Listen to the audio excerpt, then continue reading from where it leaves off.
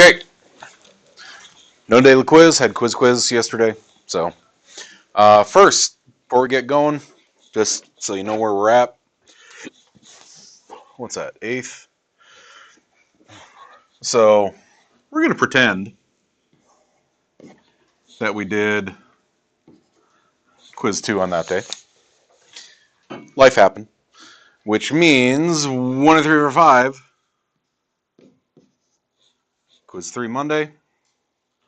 1, 2, 3, 4, 5.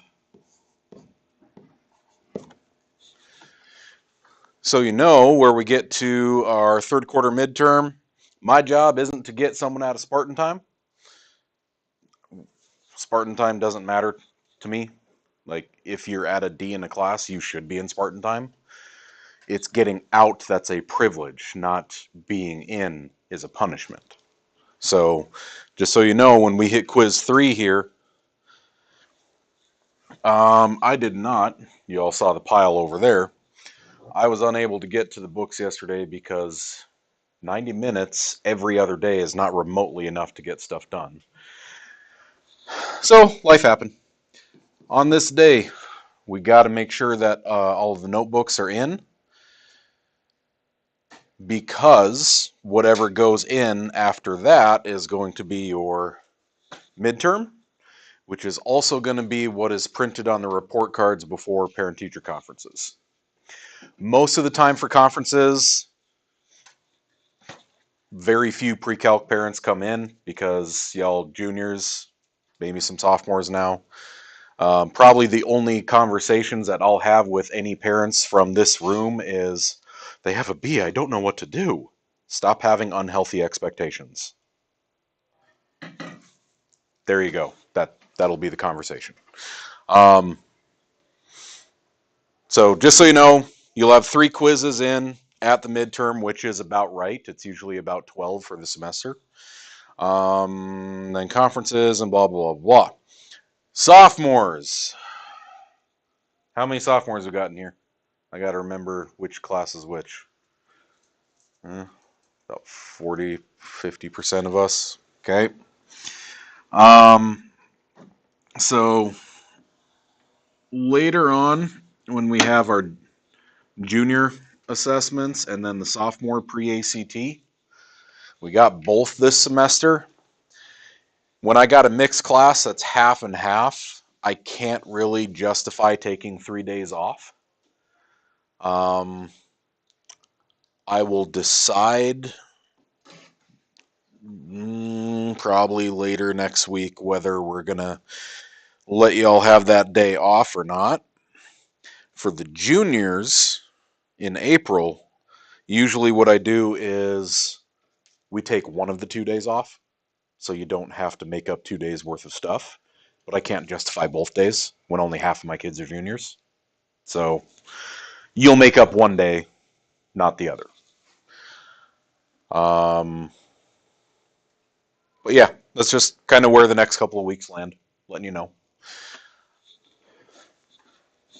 I'm pretty sure. Ooh. I'm pretty sure that this one, I don't think y'all start until second block anyway. So second hour sophomores, they're hosed. We're going ahead. First block sophomores, you're all going to be in here anyway. So I got to double check the timing on that, but I'm pretty sure that's how it works out. Quiz will be in when it's in. Notebooks, again, I just did not have enough time to get to the pile. There we go. 1-4. I can't remember how far the last semester's video went. Not far. Like example 1 or 2. Okay. So short version. Y'all done with increase and decrease before. That's all the way back in Algebra 1. Saw it again in Algebra 2. If the idea is as x's are increasing, what are y's doing? Okay. So increase or decrease. When I ask where it is increasing and decreasing, these say Estimate. I don't like estimate. Instead, we're just going to use a calculator. Because you can find what the extrema are by just using Blinky, right?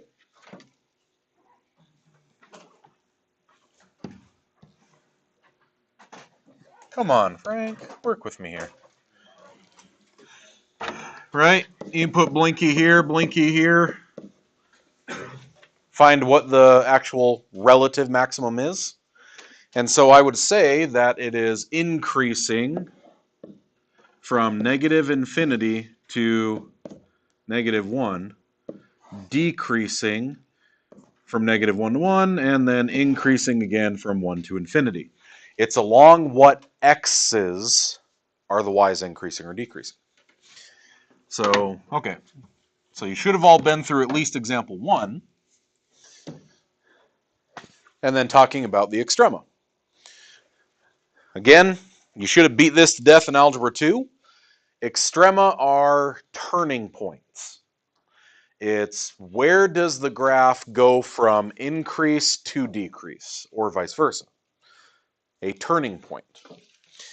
What you got to be careful about is not to label a point of inflection as extrema, because it's still headed down. It's still decreasing. It didn't turn around. Okay, that would be where the rate of decrease changes. The example is usually like, you're driving down the road and you see the cop. You see a vehicle in the median, you're like, okay, I'll let off the gas a little bit. So I'm slowing down. No, that's like one of the city guys again. You speed up a little bit and then, oh no, that's a cop. Brakes. Okay. The entire time you were decreasing and then you let off the brake. You're like, no, I think that it's a city guy. Oh wait, that's a cop. Hit the brake again. The entire time you were still slowing down. So a point of inflection is not extrema. Extrema is, I am past the cop. I saw him whip around and get someone else. Boom! Now I will speed back up. Okay? Don't do that. So, we have absolute and relative.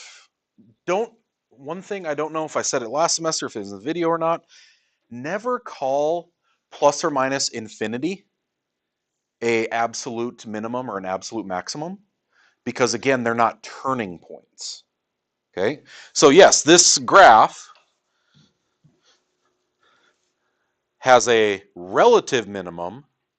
Don't say that the absolute minimum is negative infinity, because it's not a turning point. Okay? So just clarify a little bit of that, get us ready to roll.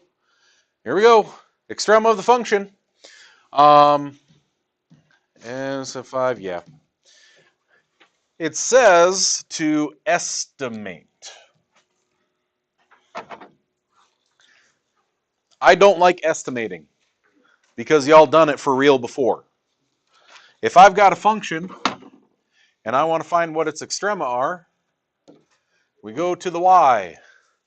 We plug in the stuff, x to the third minus x squared minus x. Okay, we cubed an equal sign? I didn't even know you could do that. X to the third, there we go. Minus x squared minus x. Okay, I got the thing, I graphed the thing. And to find my extrema, second calculate. I have a maximum that appears to be somewhere between negative 1 and 0. Okay. I just need to make sure that the arrows are pointing in at that spot. In fact, I don't even need to see the actual maximum. As long as the x values where the maximum occurs are on my screen, I'm good to go. So ask me for a guess, I say, no. Just tell me the answer. Okay. The whole guess thing is really guess and check. Like, I estimated, here was my estimate. Tell me if I was right. Whenever you run across these, be smarter than the calculator. This is negative 1/3. Be smarter than the calculator. What do you notice about the other one? It's not 1/6. That's 0.166666666. Okay, it is repeating though. So if it's repeating, and I don't know what it happens to be, option 1, take the repeating part over, that's a 5. Take the repeating part, put it over that many 9s, and reduce. It's an old trick we learned in middle school, and then we showed you a calculator and you forgot it. Okay. So I could put 185 over 999, enter, or 0.18518518518518518. I missed a bunch of ones.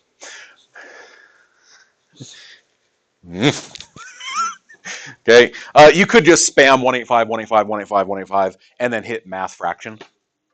It'll change it to a fraction for you. Okay, so if you're going to be finding these extrema, please make sure to label them as rational values if you can. Sometimes you can't. Okay, sometimes you just can't. So what would that be? What kind of extrema? Relative maximum. Relative meaning compared to the stuff around it. Maximum meaning the highest point relative to the things around it. So I'd call that a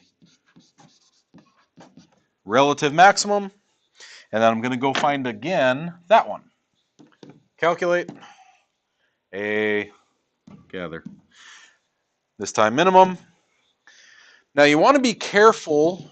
I think I've said this before with like when we're doing our parabolas and finding our vertices. Let's say the Blinky was over here. Go find the minimum and you just, out of habit, just hit enter. Uh-oh.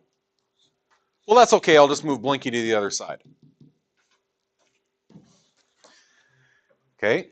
But the words at the bottom said left boundary, right boundary. So now you look at the arrows, and the arrows are saying, find a minimum there.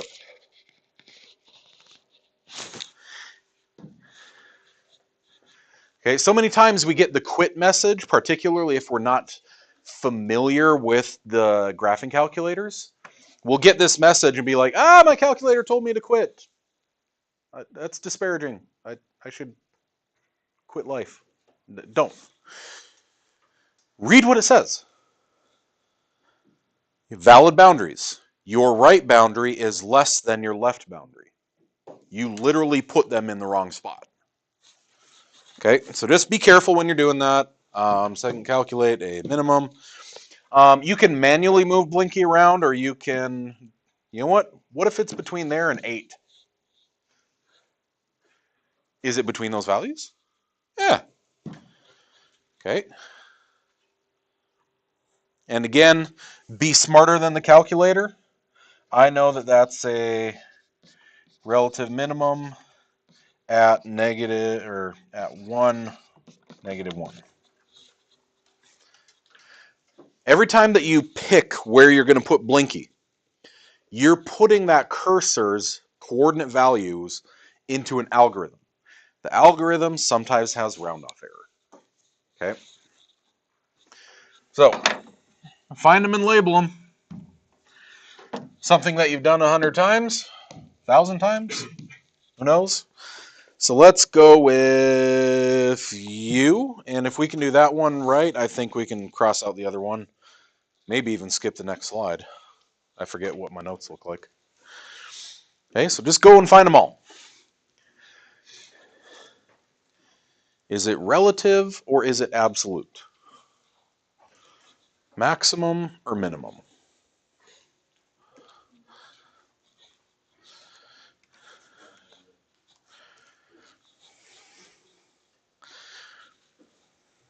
Oh, remember too, if you see the little yellow circle in the corner, it's thinking. Don't poke it while it's thinking. Because once that yellow circle turns into the white circle of death, you have frozen your calculator.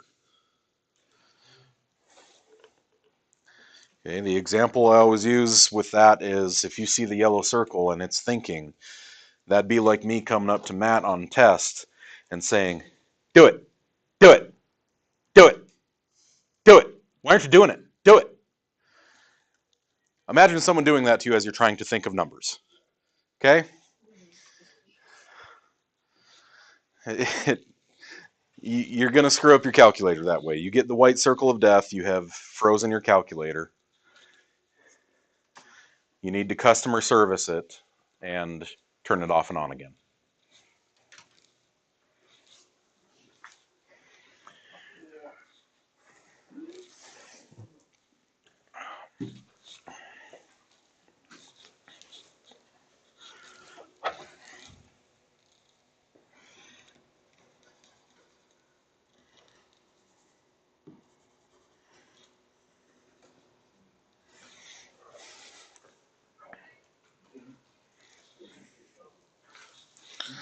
Now again, I don't care if it says estimate. We're going to find them for real. Okay. Example, that one far left, I'll see kids, even on test, they'll just say -1, 2. Just because it looks like it's -1, 2, it looks like it's really close to -1, 2, doesn't mean that you can just say that.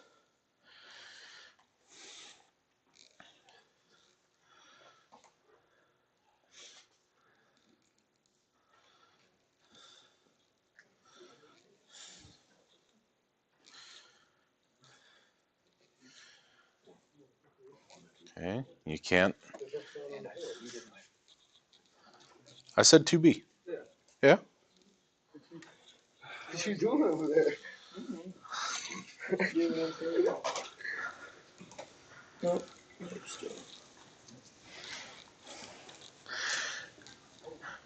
I also see that everyone's like shying away from the big chonky 84s up there. Okay, Mr. Spear had extra calculators that he doesn't use. Those are still the same TI-84s that the Bumblebees are. They're just thick with a C. Okay, they're the exact same thing. They just have regular batteries in them instead of lithium ion.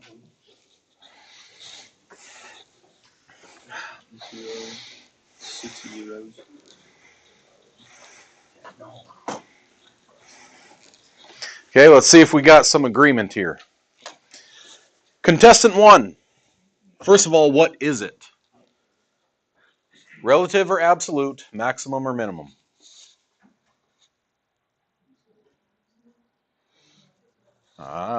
But we still go north of that, so I can't say absolute. Relative. A relative maximum, does it hit exactly -1, 2?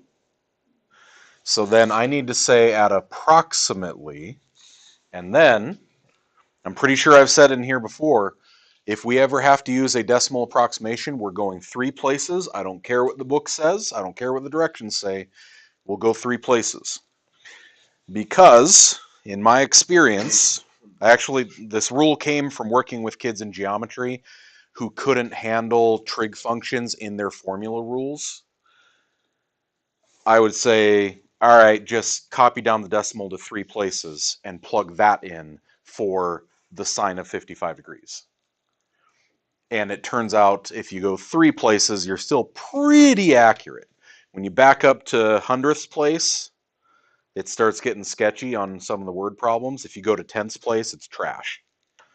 Okay, so 3 places. What are we at? -0.9 something? 958. What? 2.02. And it does cut off there, like 200 thing. Okay. All right. Then we do it again. I know that that one's 0. How do you know it's 0? Like, without doing any of the calculator work, how do I know that that's the origin?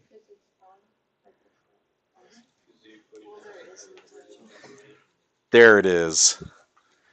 Don't they all have x's in common? That means I'll factor out an x. That means the 0 is 0. Okay. And that one is a relative minimum. This guy, another relative maximum. About how much?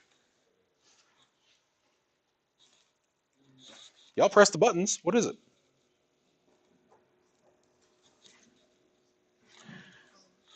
$477? No, 0.659.4.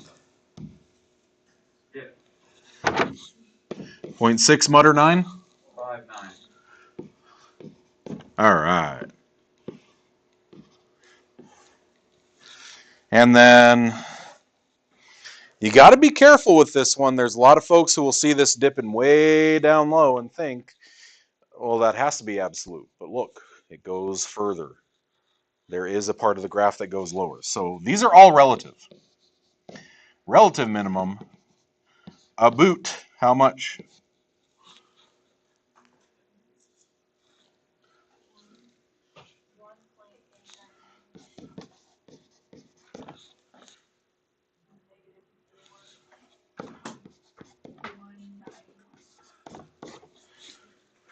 Village agrees? Okay, cool. So, calculator mojo, can you press the buttons? That's it.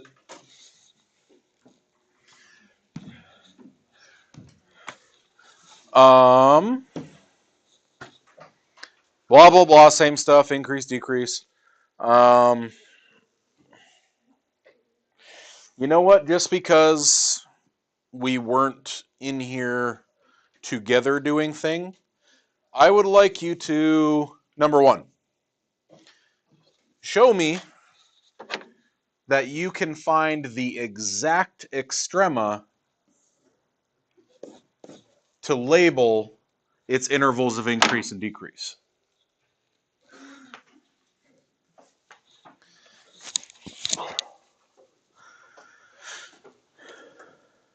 Okay? Don't estimate, find them exactly, and use that to tell me the intervals of increase and decrease.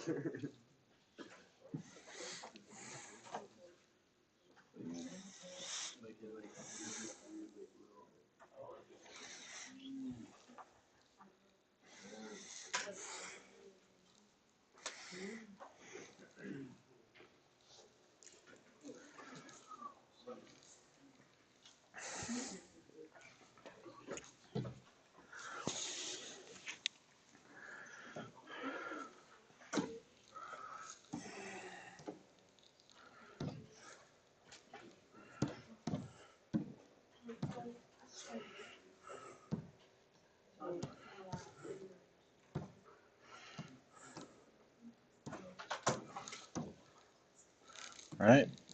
Yeah.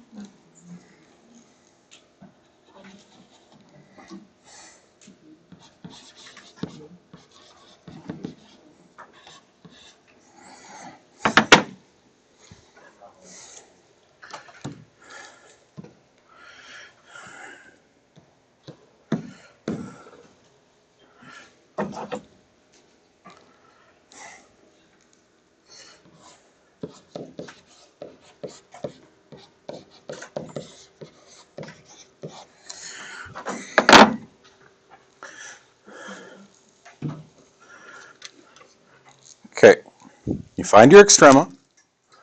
If you know where your extrema are, now you can label where it's increasing and decreasing. Increase.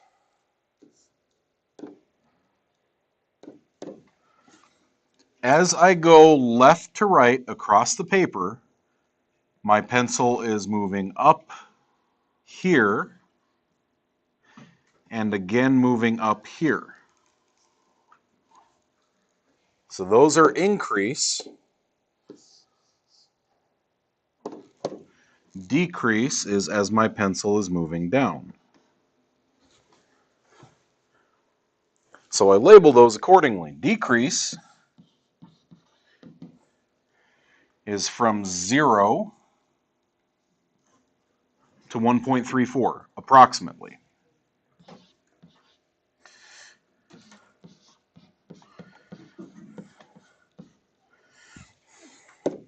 Increase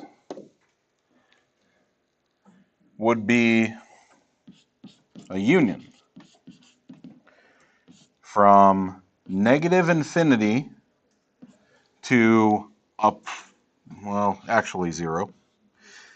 Union, again, from about 1.34 to infinity.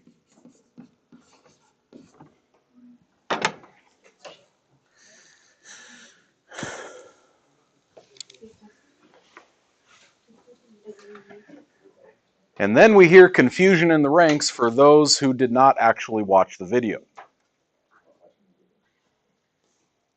Yo, sometimes life happens and you're going to have to watch an old lesson video instead of getting a live explanation. If you don't do it, you will be hosed for the next day. Okay? You were in class and you had a whole weekend to do it.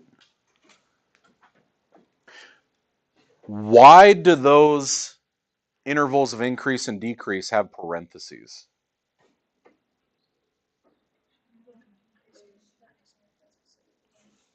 Someone who watches the video. Good job. Okay?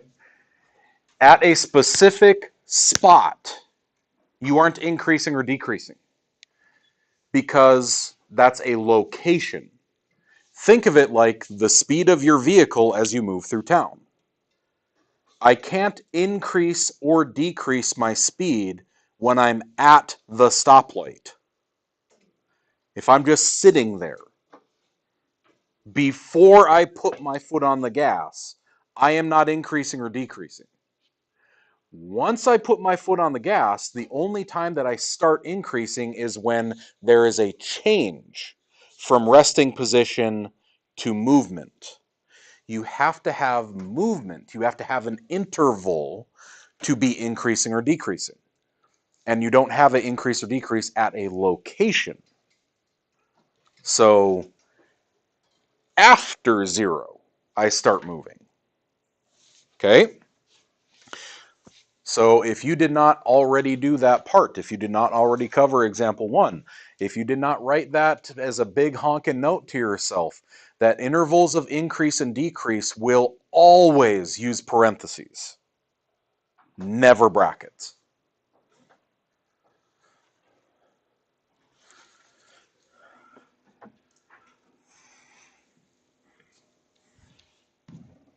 And we'll leave that one there just to annoy kids.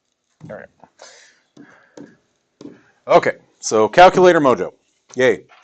Hey, look at that. Blah, blah, blah, blah, blah, blah, blah. Do it with a calculator. We already did it with the calculator because I said we're not going to estimate. That goes the same for your assignment. Whenever you run across a problem that says estimate, don't estimate. Find it for real.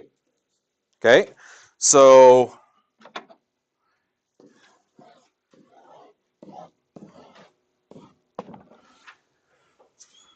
ta-da. We already did it, right? Yep. We did not do calculator stuff. That's what we already did.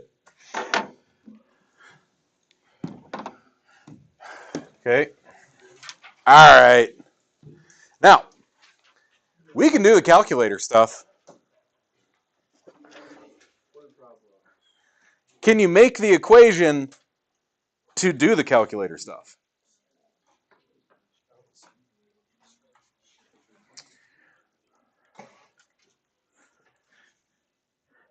I can give you about 3-4 minutes. Argue. Whoever figures it out, free donut on Friday. Free donut.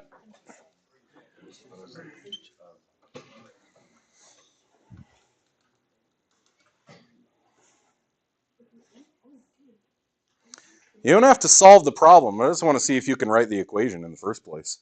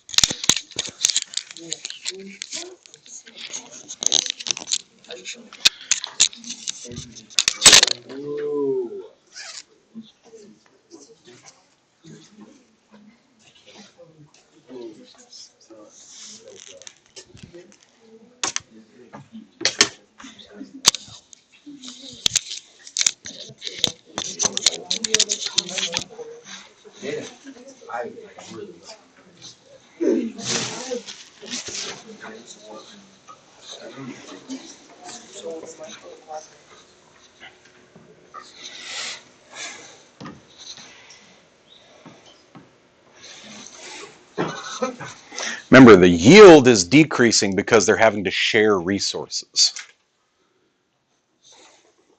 As an only child, I will tell you, the more siblings you have, the less presents you get at Christmas.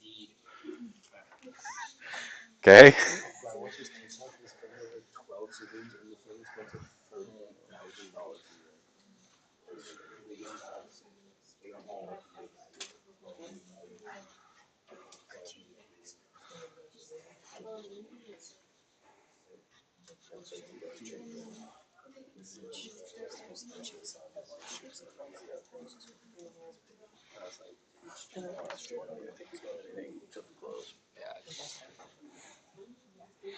And so we roll. Each of our boys gets one big toy, a couple little toys, done. It's like a hard cap of, was it 50 or 75 bucks per kid? I'm a teacher, dude. We can't afford anything else. Socks for Christmas. I'm like, all right, that's it. Now, People don't appreciate getting socks for Christmas. I love getting socks for Christmas. I was overdone on it. I still have packages of socks in my closet from 2009 that are unopened. My mom, my little sister, my older sister, and I all have the same size feet. So socks go with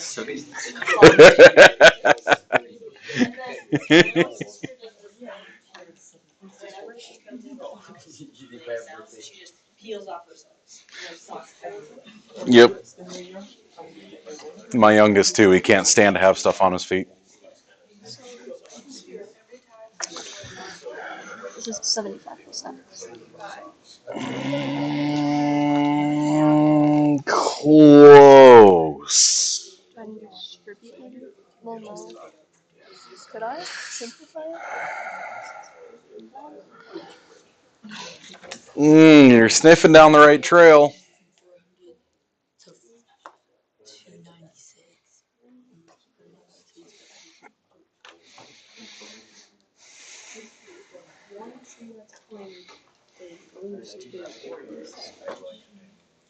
So that's where I got that. Well, we're making I think I'm overthinking this. All right, so we're kind of stuck on it, right? This is why. Whoa. No. So yesterday I was working on word problems, writing a function rule with algebra half, basic linear functions. And You get the couple of kids that think they're hot stuff until you throw words with it. And I try telling them, like, for the rest of your mathematical career, you have to do this, right? You can't just skip the word problems for high school. Okay? Watch me include a word problem for this section on your next quiz. Okay? So here's how we do this. Your yield currently is 75 trees by 400 oranges per tree. That's current. But then I'm going to go changing it. For every additional tree planted, do you know how many trees you're planting? 75 plus X. Now, my trees is now 75 plus however many I'm planting. Every time I add a tree in, my yield will go down 2 oranges per tree. So not just minus 2x, 400 minus 2x. Right? The trees go up, the yield goes down. That is my new yield. Now you can distribute it and combine like terms and do all that fun stuff, or you can head straight to the calculator right now.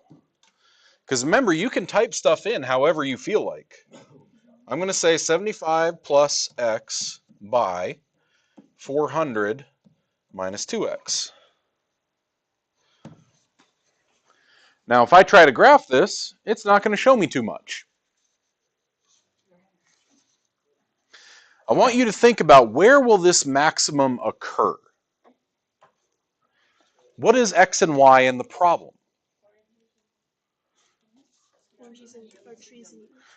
X is trees added. Y is your total oranges. How many oranges did I have before I started adding trees? 400 times 75. 30,000? So that's a crap ton of trees. It's 75 trees. So I need my window to go at the bare minimum. My Y maximum started at 30,000 and then I kept adding trees. How high do you think we should go? 50,000? Maybe I'll go by, what, 500s? No, because that'll be 5,000s. I just don't want it to be a bunch of blurs of lines. Okay. I can't add negative trees, so we'll be at 0. From 0 to 50,000. You know what? Do I need to go down to 0 oranges? We're going from 30,000 up, right? So we'll start at 30,000. 30. Okay, there we go. And then X's. Well, I can't add negative trees. And someone who's, like, watch me. Don't laugh at that. That was terrible. How many trees do you think we'll add if we already had 75? Maybe I double my trees. Okay? I'll add 75 more trees. Okay? Do I see the maximum? I'm pretty sure I do. We'll check again. Maybe I'll bump that out to 100. Okay, I see the maximum. Find the maximum. It appears to be somewhere between there and 100.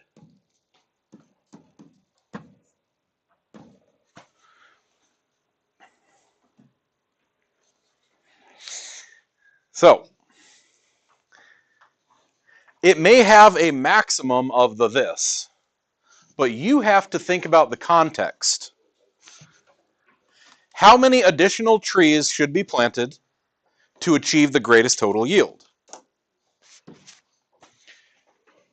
How many trees should I plant?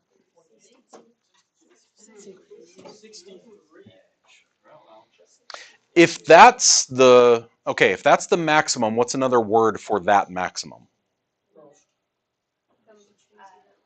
Uh, on this function. It's a quadratic. It's a vertex. The vertex always lies on what feature of a parabola? It's the minimum or the maximum. It's on a axis of symmetry. So if the vertex is on 62.5, we had kids say 62 and 63. What if I trace that to 62, look at the yield? If I trace it to 63, look at the yield. Okay. So 62 and 63 both get me the same amount of oranges. Real world context. Okay. If I can, do you know how much trees cost? Holy crap. Like, my wife keeps putting different trees and like fruit trees and pine trees and stuff. Like, our yard was just barren ranch land. And now we've got something like, last count was 60 some different trees and bushes and all of the stuff all over the place. They're everywhere. She keeps ordering trees and planting them and watering the crap out of them because we're in a drought. Y'all, like a plum tree, a little like stick that comes in a box. It's like 40, 60 bucks. Now, granted, it makes food. So, you have to know how to answer these questions in terms of their context. Yes, I found the maximum. No, I cannot plant 62.5 trees. So, because I know it's a symmetric figure, I can go to 62 or 63. I have to pick which one is more reasonable and state why. I'm going to plant 62 trees because it gets me the same yield as 63, but it's cheaper. Okay? Thinker. How many oranges am I getting out of this?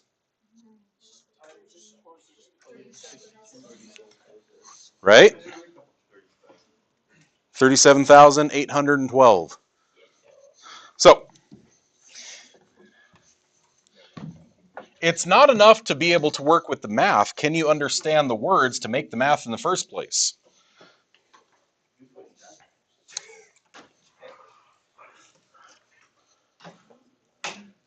Let's see what you remember from geometry.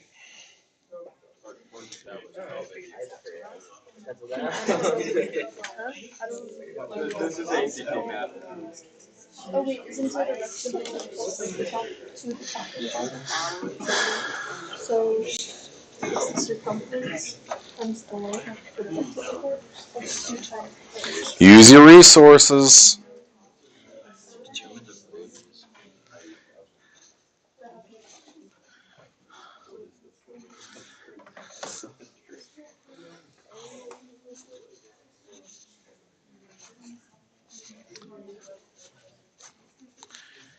Something something surface area, something something volume of a right cylinder. God, if I don't know those, I wonder where I could find that knowledge.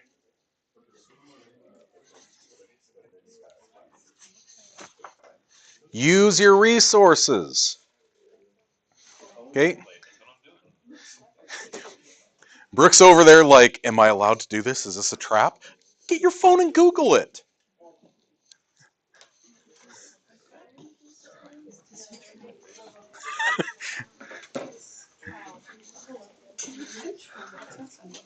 Oh yeah.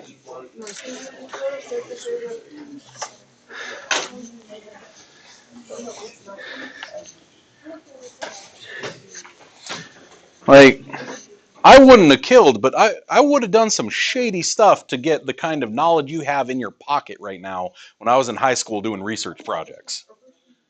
We had to go to the library and look up in a card catalog with the Dewey Decimal System.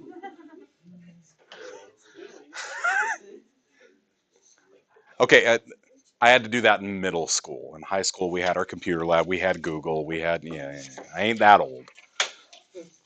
Okay.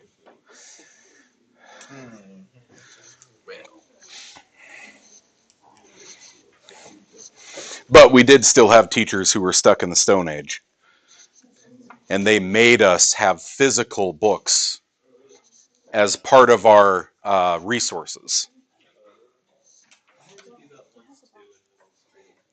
Like, you were allowed to have this many online and this many physical. Yeah.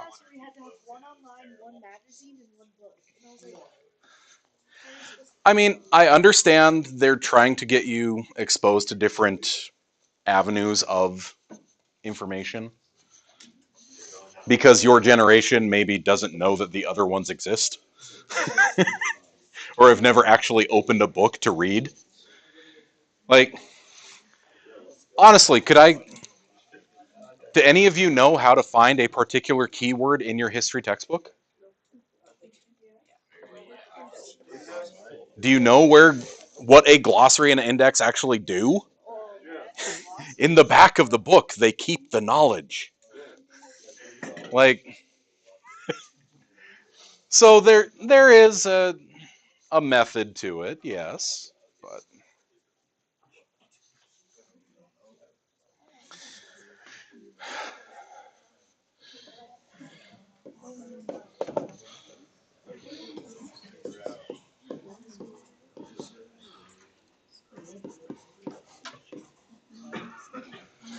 wait.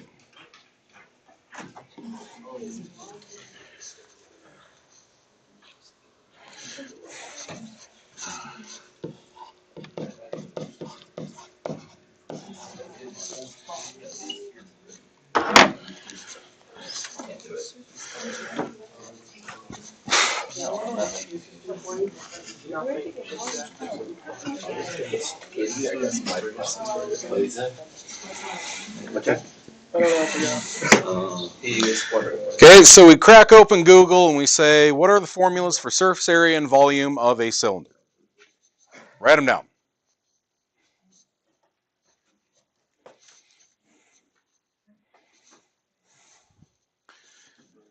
Okay, especially for our juniors who are looking at that ACT test prep. Okay, do you remember that this is 2 pi r squared because there's 2 circles? 2 pi r h is because if I were to cut this can and lay it out this way, it makes a rectangle where you have the height and the circumference as its length and width. So that's where it comes from. The volume, pi r squared h, is because I have pi r squared as the area of this circle, and I'm stacking h tall of them. Okay, so that's where the formulas come from. Now apply that to your problem. A glass candle holder is in the shape of a right circular cylinder, has a bottom and no top. Means I only got one of those circles. Most candles don't exist inside of a vacuum. Okay. Total surface area of 10 pi square inches. Okay. So 10 pi is pi r squared plus 2 pi r h. Gotcha. Determine the radius and height of the candle holder that will allow for maximum volume. So at the end of this, I need to be putting my volume equation into my calculator, but right now my volume equation has too many variables. I want independent and dependent, x and y, or in this case, radius and volume. So is there a way that I can get rid of either an r or an h in this formula?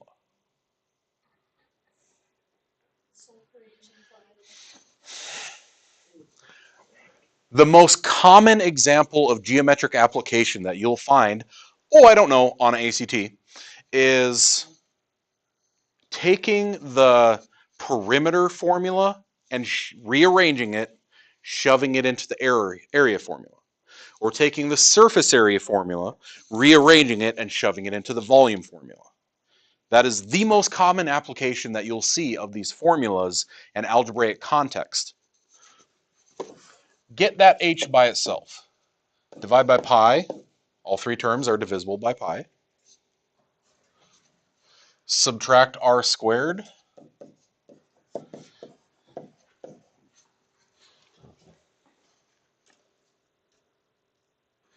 Divide by 2r.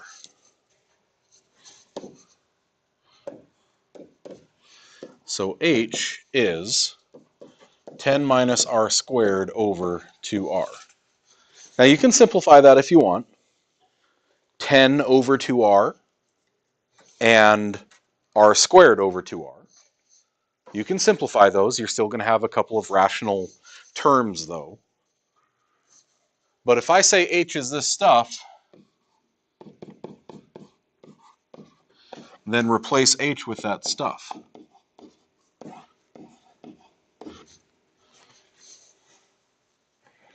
See how now I have only two variables, input and output, radius and volume. But I had to do side work to get there. Now, I can simplify that. I can distribute. I can do all the stuff. That's great. Or I can just jam it in as is.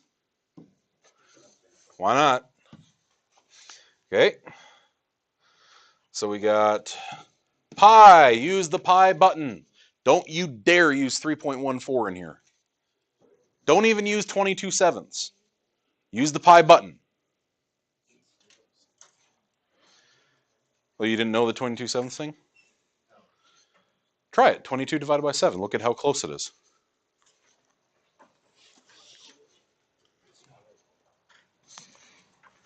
Okay. X squared, parenthesis, 10 minus x squared over 2x. Okay. So I'm just going to use x's instead of r's. I can plug it in my calculator exactly like that because I don't need to simplify the expression in order to find its maximum. I got thing, I go graph. Graph doesn't show me very much because the last time that we did a graph, we were talking about 34,000 oranges. Now I'm talking about the volume of a candle. Probably not going to hit 34,000. So let's make our window a little bit more reasonable. X is the radius. What would you say the radius in inches of a candle could go up to?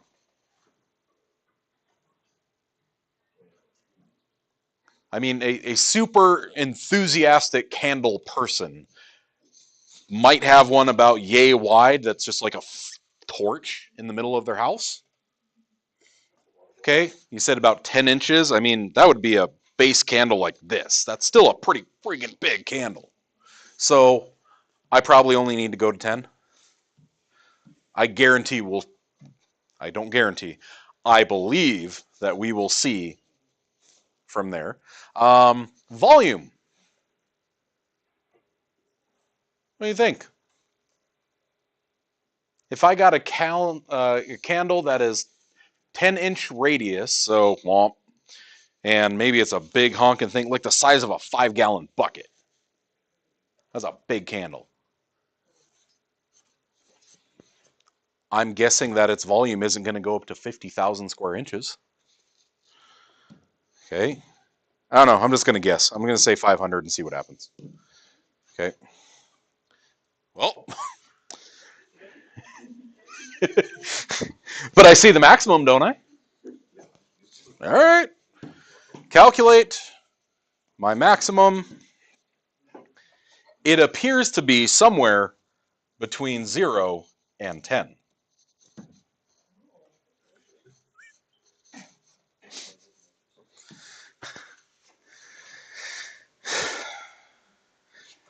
Do. So we get a radius of about 1.826 inches and a maximum volume of 19.119 cubic inches. Now, the question is always asked, when am I ever going to use this? Unless you're headed into a STEM-related field, never. If you're headed into a STEM-related field, I play online webcam commander, like Magic, multiplayer game, with people around the country, around the world. One of them is a food scientist for Nestle. Like, they do beakers and crap and find out what's going to make this flavor hit quality assurance, but also pass customer testing, but also save money. You might have to do something like, what about the packaging? Think about how many times have you opened a bag of chips and it ain't this big, is it? Like, half of that is air. You think they're ripping me off. Do you know that the packaging is done like that specifically so it has an air cushion to protect the chips as it transfers? Someone had to do the math to figure that out. Someone's job was to figure out what size of bag of chips should I have to cut costs, to minimize costs, but maximize value, maximize volume.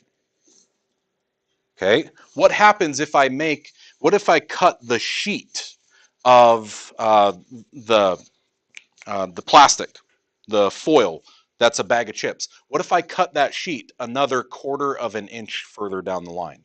What if I tweak the settings on the machine just that much? Will it make sure that more chips will survive transportation? And is it worth the cost of that extra 1/4 of an inch of material to the company that's making 30 million of them a day? Okay? This may seem pretty ridiculous right now. This is pre-calculus. We're setting the foundation for later.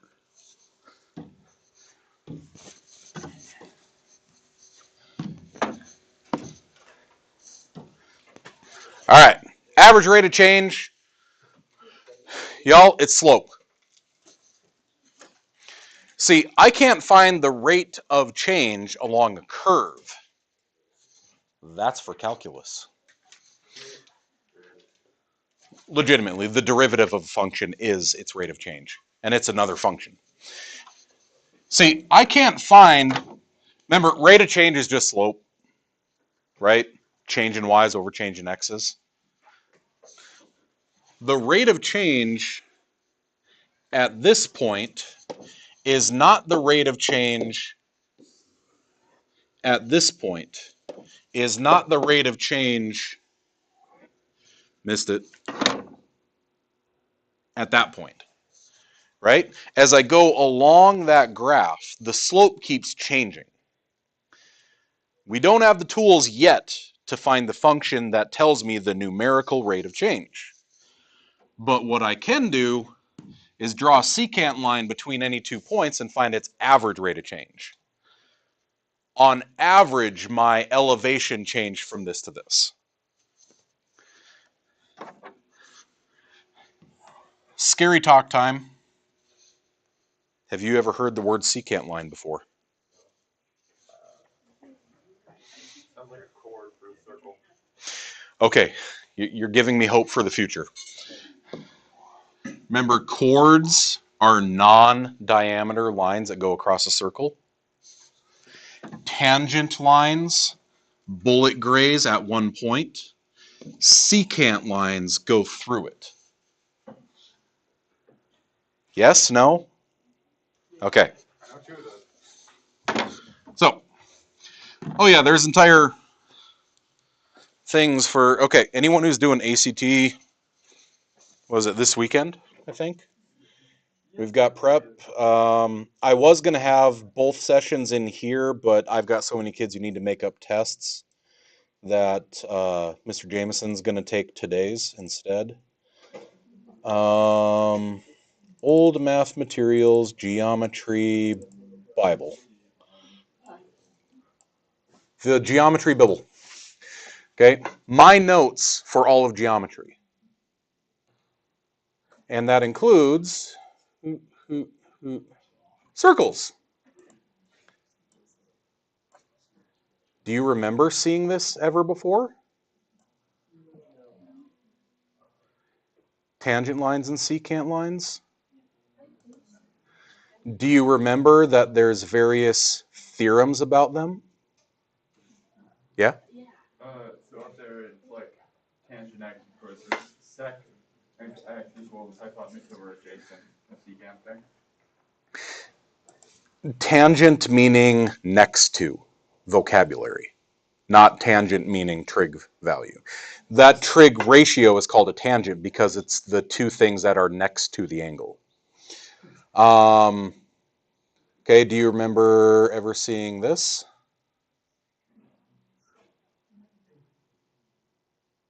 Sort of familiar? Interior angle minus exterior angle, large minus small. Okay, all of this stuff is available like with secant lines. Okay, all of that stuff is available if you want it. Okay, in fact, I heard from one of my game club kids that Miss McCreary is still handing out my Algebra 2 holy sheets to kids. Okay, so just wanted to see if you remembered that. Secant line goes through it. If I want to find the average rate of change, look at this as, I don't know, Terry Peak. What if you're on, right? The lift drops you off here, and you got to kind of waddle up the hill, and then you get to go down. The average change in your elevation from being dropped off the lift to I hit that one kid, and he goes flying into a snowbank as I'm going down because I can't stop. It's just the slope. You find the average rate of change between here and here. How much did your y's change? How much did your x's change? And your y's are now represented by function values. Should look pretty familiar, right? Y sub 2 minus y sub 1. It is literally just slope. Okay, but you have to find what those values are because they're not going to tell you. They're just going to give you the x interval for it. So if I want to find the average rate of change here, my rate of change, shown with a delta, is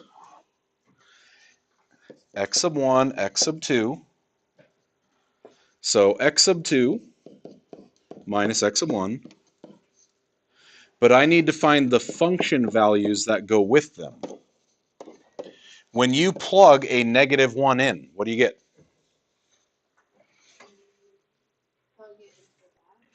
Into the function.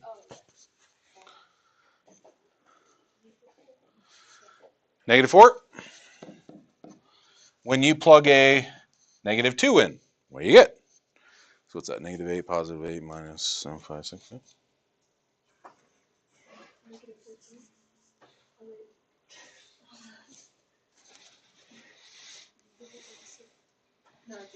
Positive 8. 2. Parentheses, y'all. Remember your parentheses.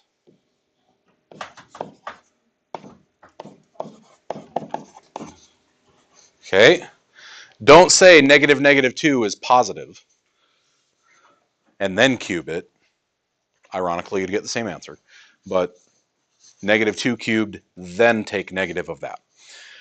All right, so negative 6 over 1. If the rate of change from here to here was negative 6, is that increasing or decreasing? There you go. Right? It was decreasing because it was a negative rate of change.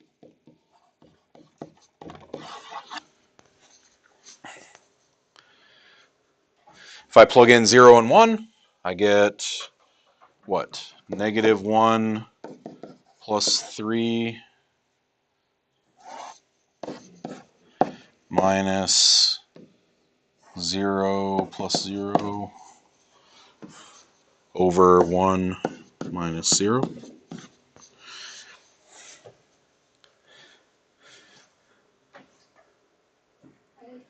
I plugged in 1.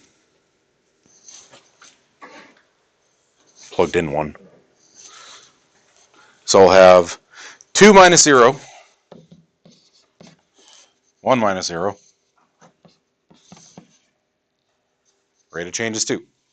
Now that's the average rate of change. In between those spots, it might actually decrease for a while and then increase. You're saying the average.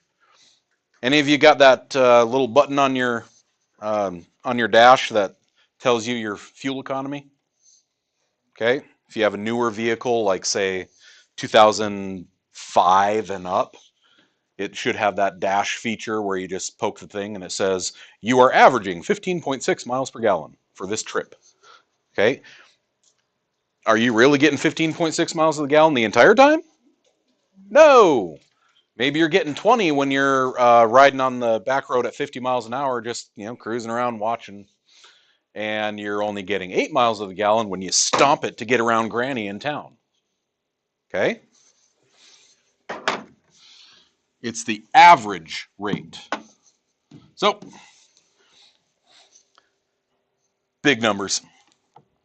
Go.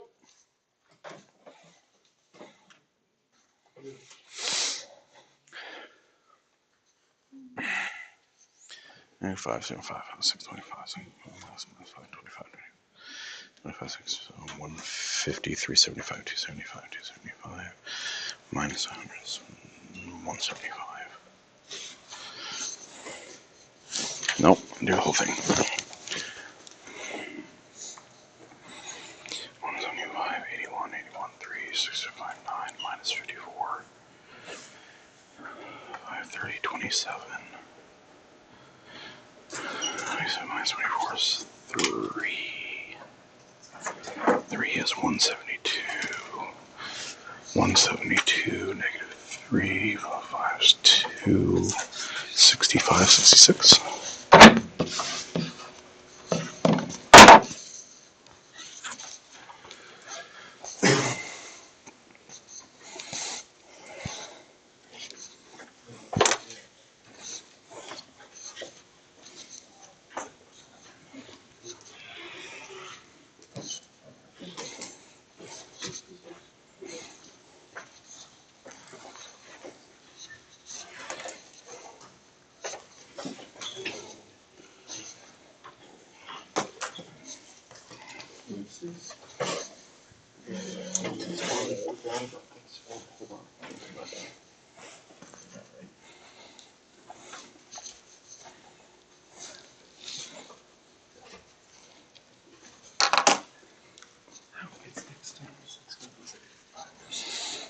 I got 66, but I'm a victim of revenge wakefulness.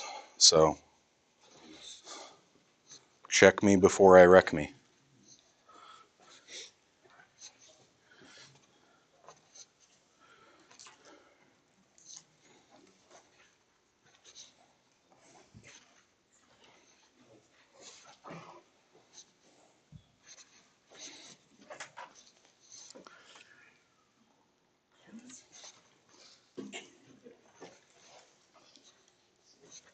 I think we did it right. Is it? We got negative 2. Uh-oh. Crap. Question mark.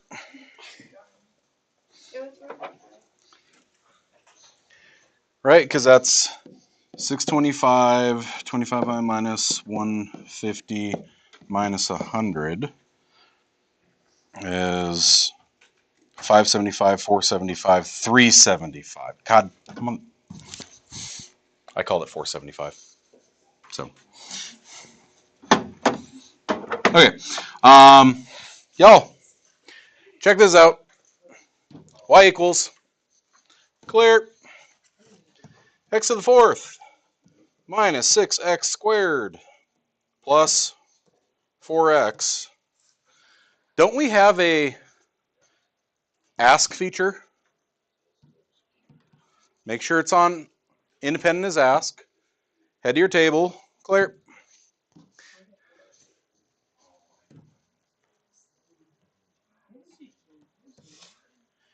So if you have the equation, maybe you just plug in your second x and then your first x.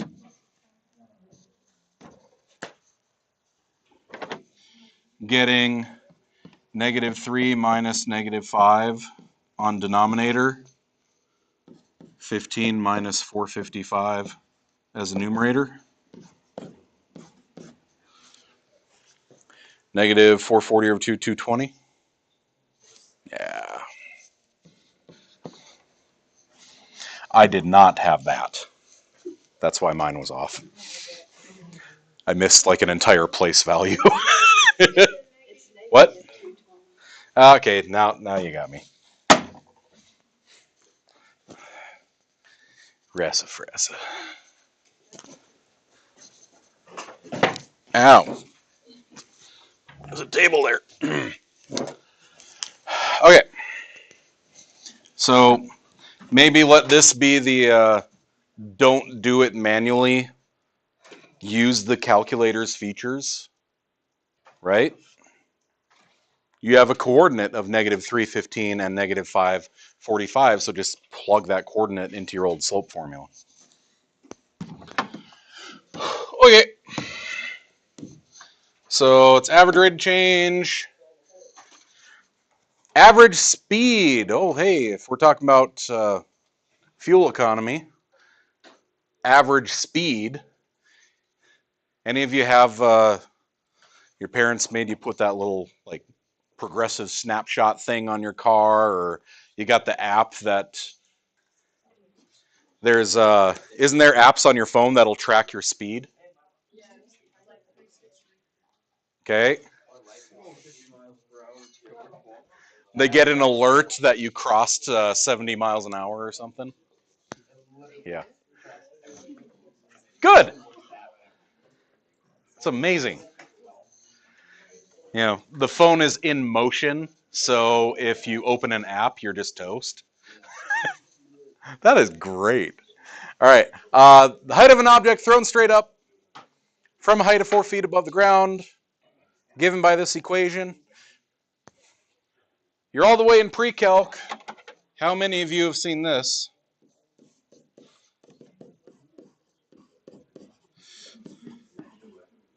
Nope.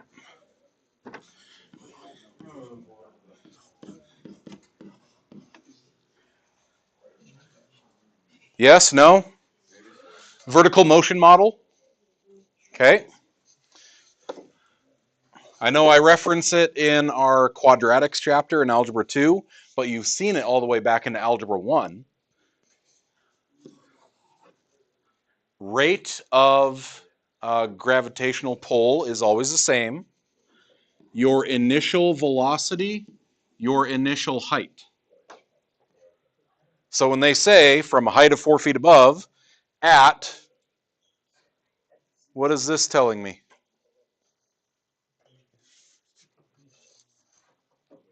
V sub 0, velocity at 0.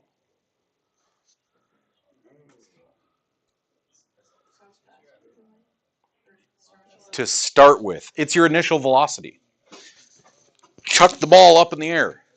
When it leaves your hand, it's 4 feet above the ground, and it's going 30 feet per second. Because feet, seconds are my units of time here. So that's where this comes from. If they say, what is the average speed from here to here, you see they're just asking the exact same thing again. Go find your rate of change. So, figure it out.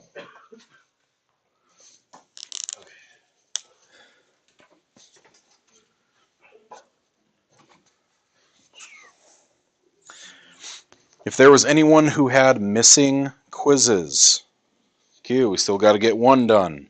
If there was anyone who missed yesterday's, please come in during Spartan time today I had Mr. Jameson's doing the ACT review in his room so that I can have kids in here making up tests. So if you have tests to make up, please come in and do that today during Spartan time. I have intentionally cleared my room so that we will have a decent environment. Oh.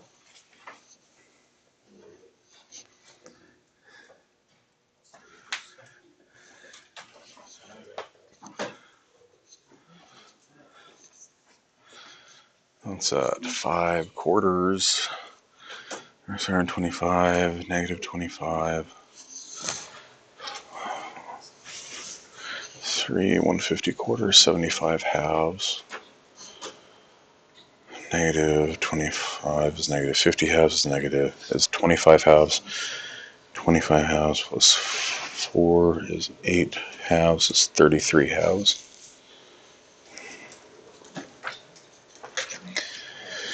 $33 halves.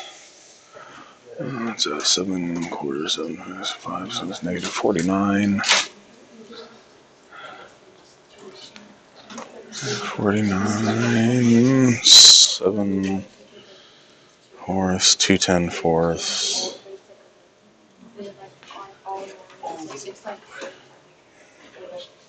105 halves.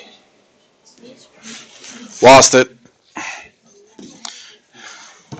Go to y equals, dump in your equation. Negative 16x squared plus 30x plus 4. Go to your table. Type in 1.25, that's a 7. And 1.75. And take y sub 2 minus y sub 1 over x sub 2 minus x sub 1.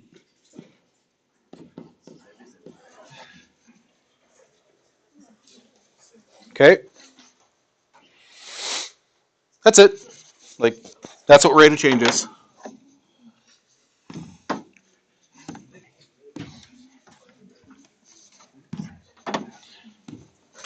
All right.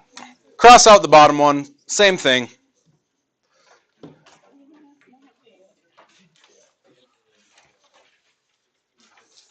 Not doing it. Quitting there.